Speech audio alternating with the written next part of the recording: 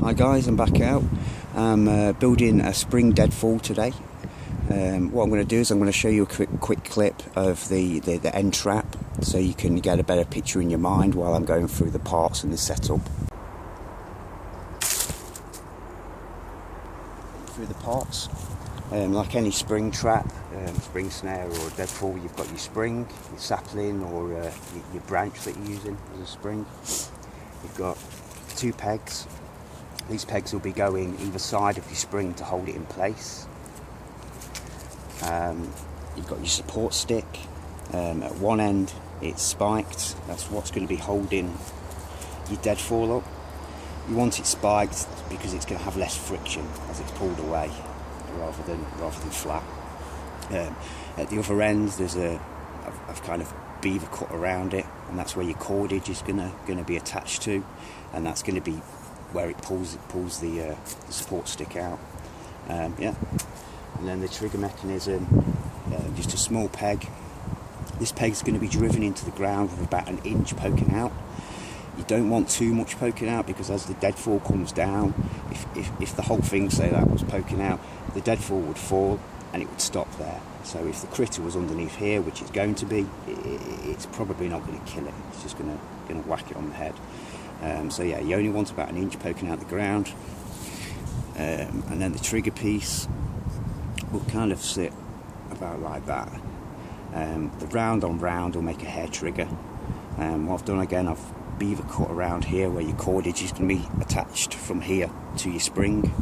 At the top it's spiked so you can put your bait on.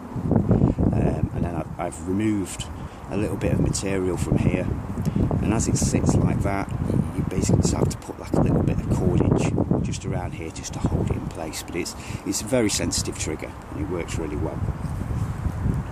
And then final, you've got your deadfall, your lock or your rock, whatever you're using.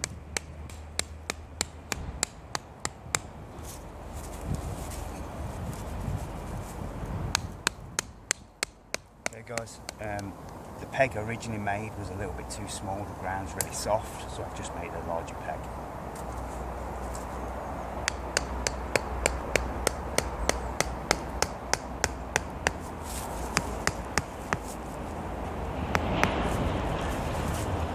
Again, you just want about 1 inch poking out of the ground. Right, we've got the cordage tied onto the spring, and we've got the cordage tied onto the trigger piece, the bait stick. What I'm going to do is draw it back.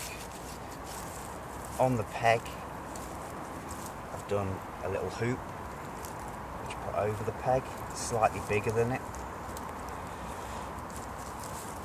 And the trick is, draw this back. I'll leave a little tail on it just so I can pull it out. It's a little bit tricky. The string, I'll show you a bit of a close-up in a second, but the string is just at the bottom of the bait stick.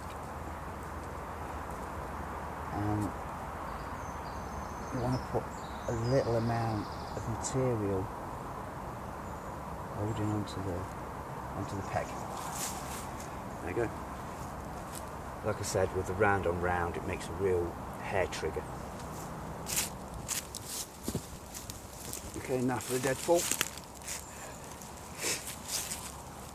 I've already tied the cordage onto the support stick.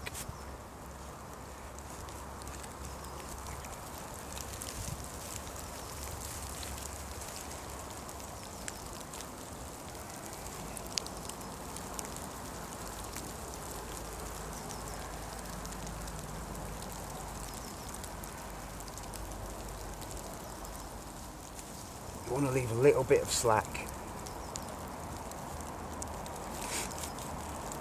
on the cordage going to the spring from the support stick, so as it starts to fly out when it's triggered, it will yank the stick out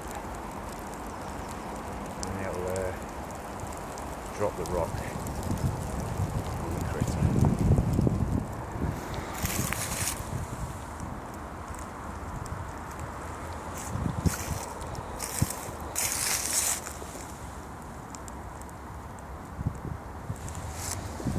give you a bit of a closer view of the trigger.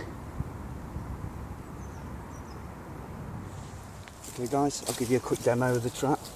Normally you would put the bait obviously on top of the spike. The critter will come in, and as it takes the bait, dead.